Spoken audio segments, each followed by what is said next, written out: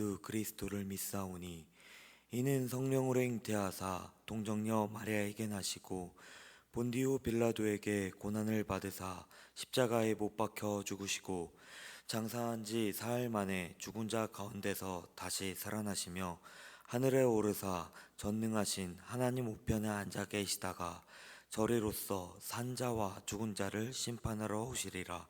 성령을 믿사오며 거룩한 공회와 성도가 서로 교통하는 것과 죄를 사하여 주시는 것과 몸이 다시 사는 것과 영원히 사는 것을 믿사옵나이다. 아멘. 찬송가 435장 나의 영원하신 기업, 435장 나의 영원하신 기업 찬양하도록 하겠습니다.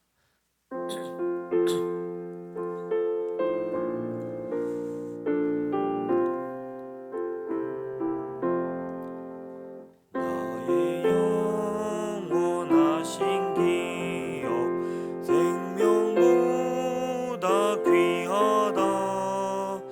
나의 갈 길 다가도록 나와 동행하소서. 주께로 가까이 주께로 가오니 나의 갈 길 다가도록 나와 동행하소서. 세상 부귀한 일함과 모든 명예 버리고 험한 길을 가는 동안 나와 동행하소서. 주께로 가까이 주께로 가오니 나의 갈 길 다가도록 나와 동행하소서. 어두운 골짝 지나가며 험한 바다 건너서 천국 문에 이르도록 나와 동행하소서. 주께로 가까이 주께로 가오니 나의 갈 길 다가도록 나와 동행하소서.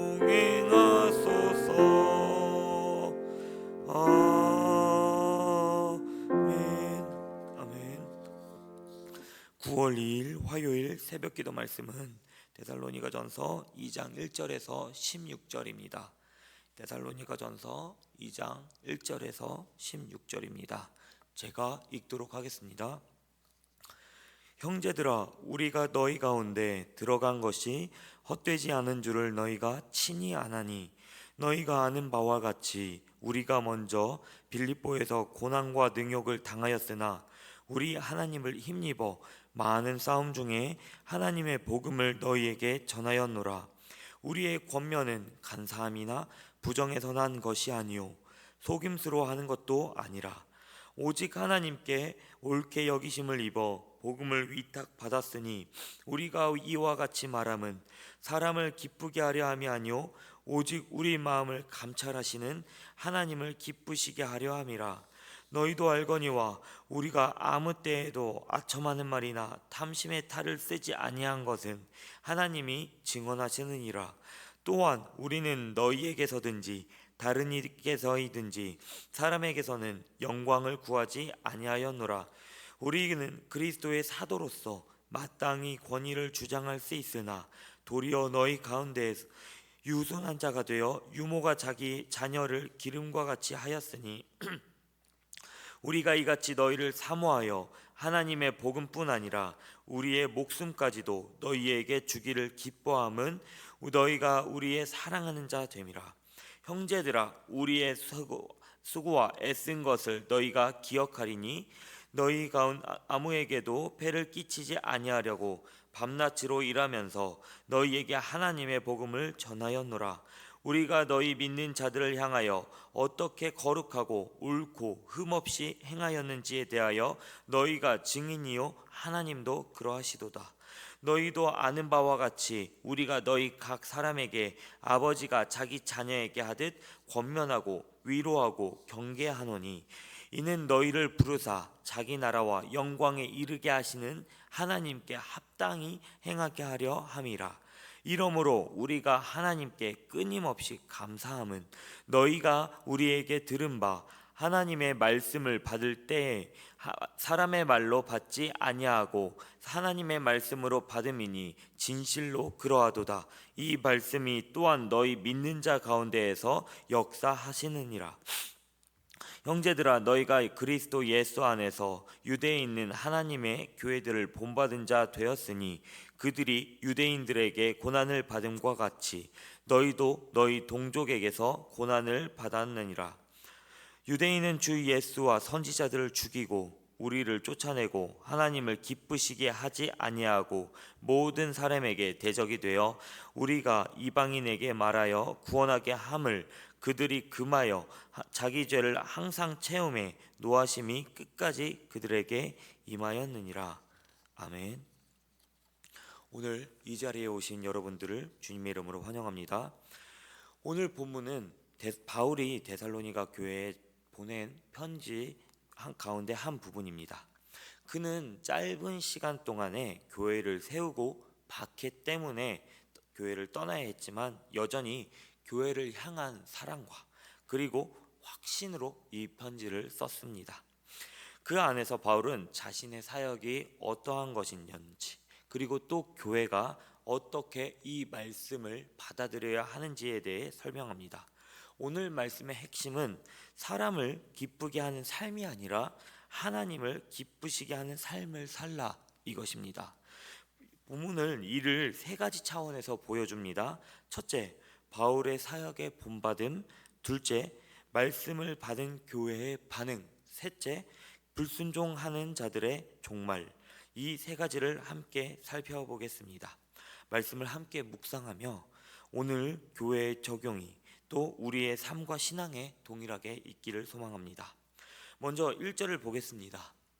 1절을 보시면 바울은 자신들의 사역이 헛되지 않다, 이렇게 고백하고 있습니다. 헛되다, 이 단어는 실속이 없거나 열매 없음을 표현합니다. 즉 헛되지 않음은 바울과 이 선교팀, 바울의 동역자들의 사역이 열매를 맺었다는 것이죠. 다시 말해 바울은 다시 시작하는 말로써 데살로니가 교회를 향해 이렇게 말합니다. 우리의 노력은 헛되지 않았다. 왜냐하면 그 노력에 열매가 있기 때문인데 그 열매가 바로 당신들입니다. 이렇게 이야기하고 있는 것입니다.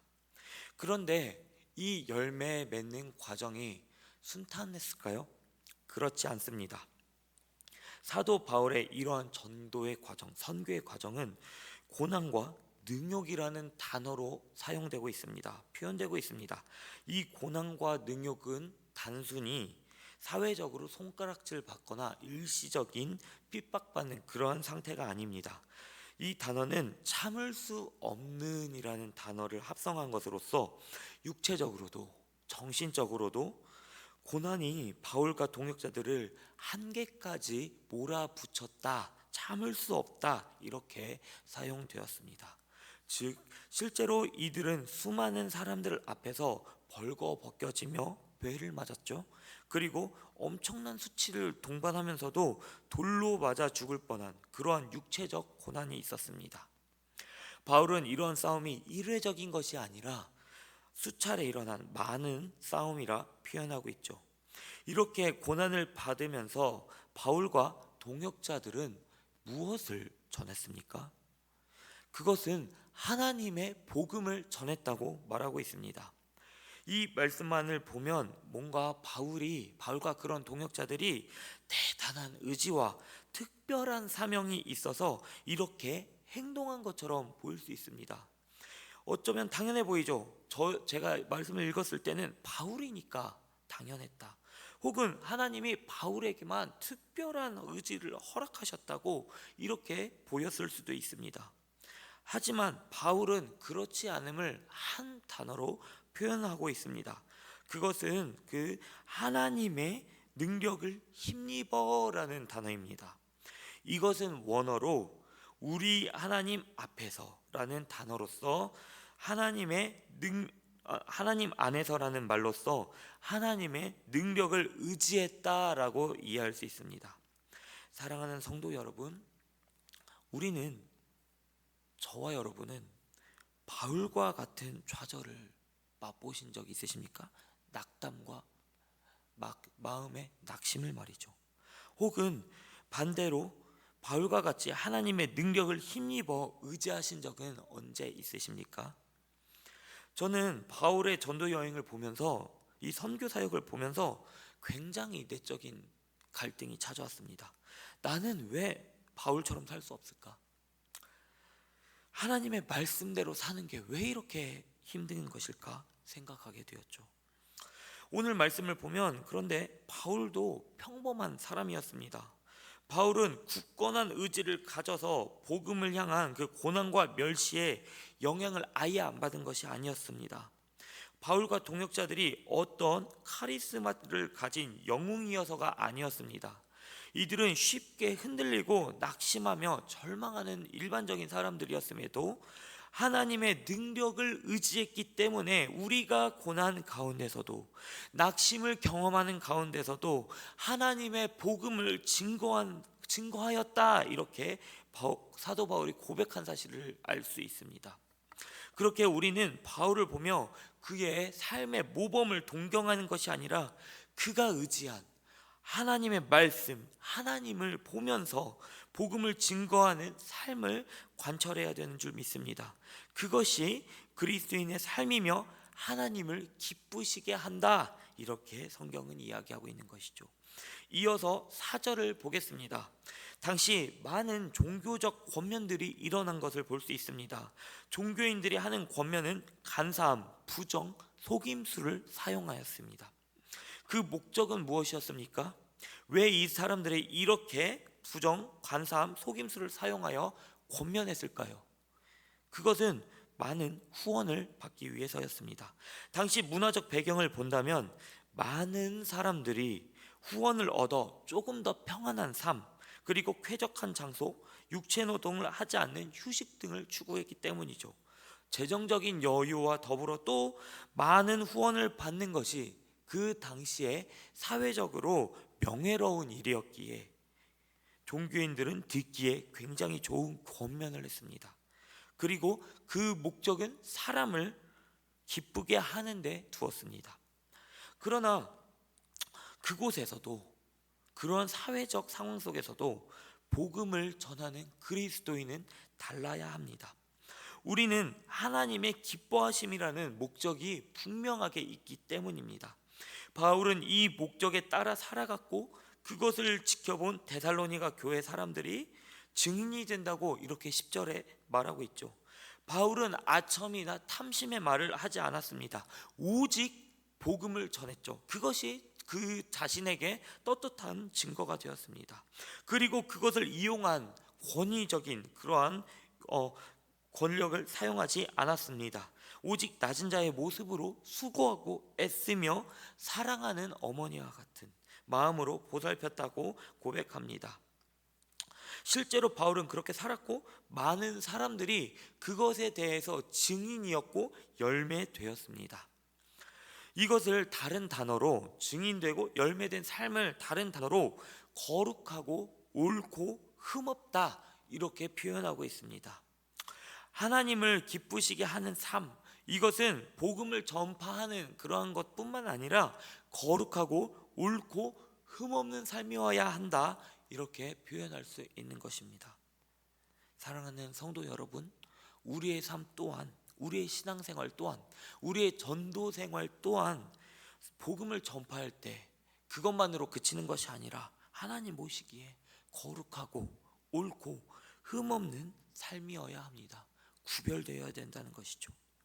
그리고 바울은 이번에 어머니가 아니라 아버지의 마음으로 데살로니가 교회인들을 위로하고 경계하고 권계합니다. 그 이유는 합당하게 행하는 삶을 살게 하도록 하기 위해서다 말하고 있습니다. 12절을 보시면요, 합당하게 행하다라는 단어가 등장합니다. 이것은 신분에 맞게 걸어간다 이렇게 말할 수 있습니다.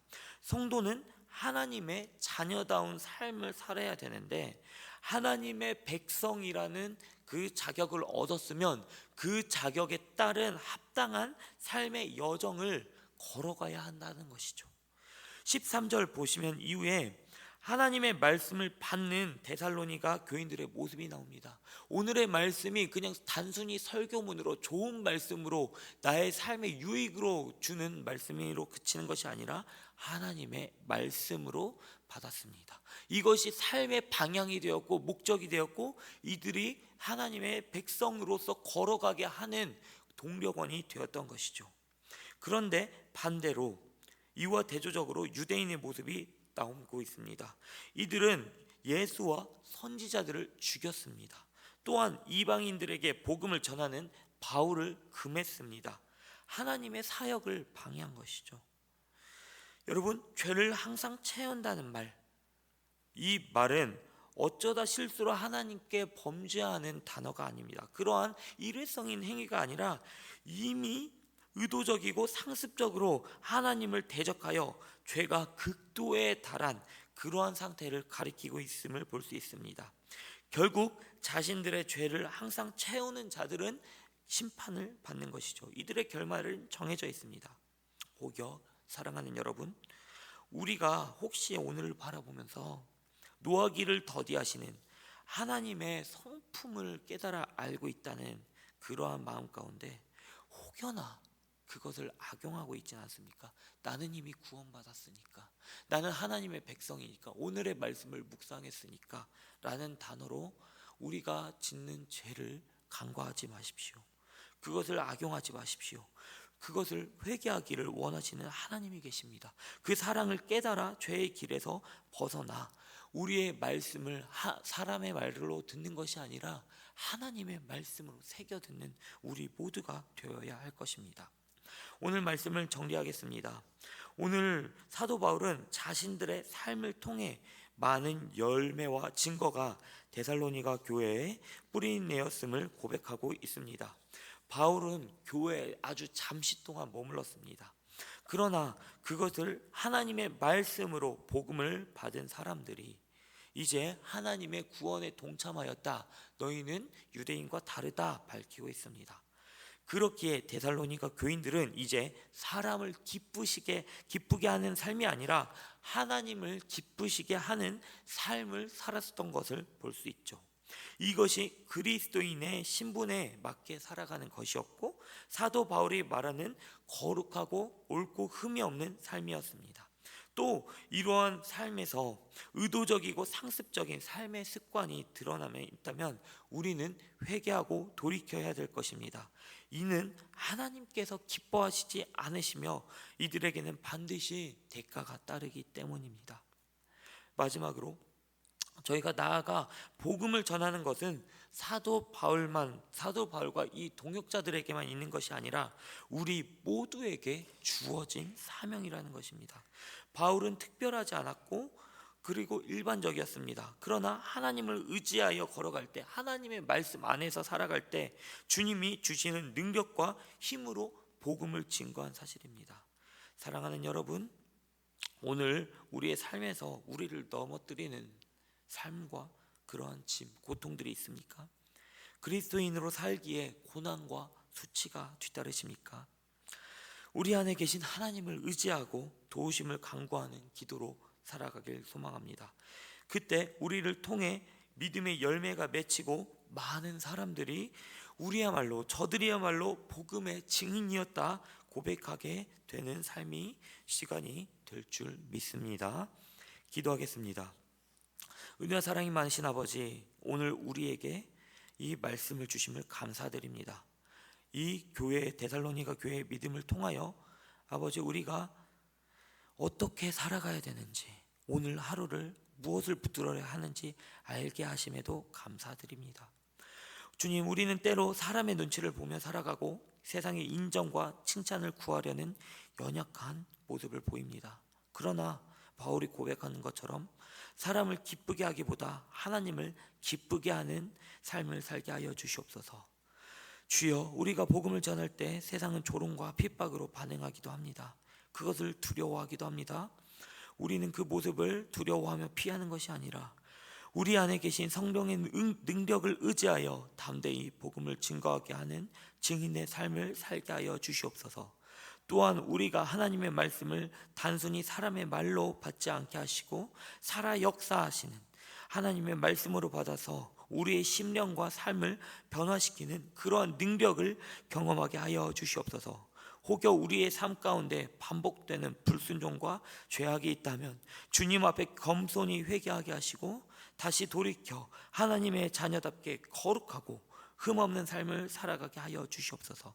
오늘 하루도 가정에서나 직장에서나 교회 공동체에서나 언제 어디서든지 하나님을 기쁘시게 하는 삶으로 우리를 인도하여 주시옵소서. 이 모든 말씀 예수 그리스도의 이름으로 기도드립니다. 아멘. 하늘에 계신 우리 아버지여, 이름이 거룩히 여김을 받으시오며 나라의 임하옵시며 뜻이 하늘에서 이루어진 것 같이 땅에서도 이루어지리이다. 오늘날 우리에게 일용할 양식을 주옵시고 우리가 우리에게 죄 지은 자를 사하여 준 것 같이 우리의 죄를 사하여 주옵시고 우리를 시험에 들게 하지 마옵시고 다만 악에서 구하옵소서. 대개 나라와 권세와 영광이 아버지께 영원히 있사옵나이다. 아멘. 들으신 말씀 기억하며 함께 기도하겠습니다. 첫 번째 기도 제목은 사람을 기쁘게 하는 것이 아니라 하나님을 기쁘시게 하는 삶을 살게 하여 주시옵소서. 두 번째는 고난 속에서도 믿음을 지키며 하나님의 나라와 영광에 합당하게 행동하게 하여 주시옵소서.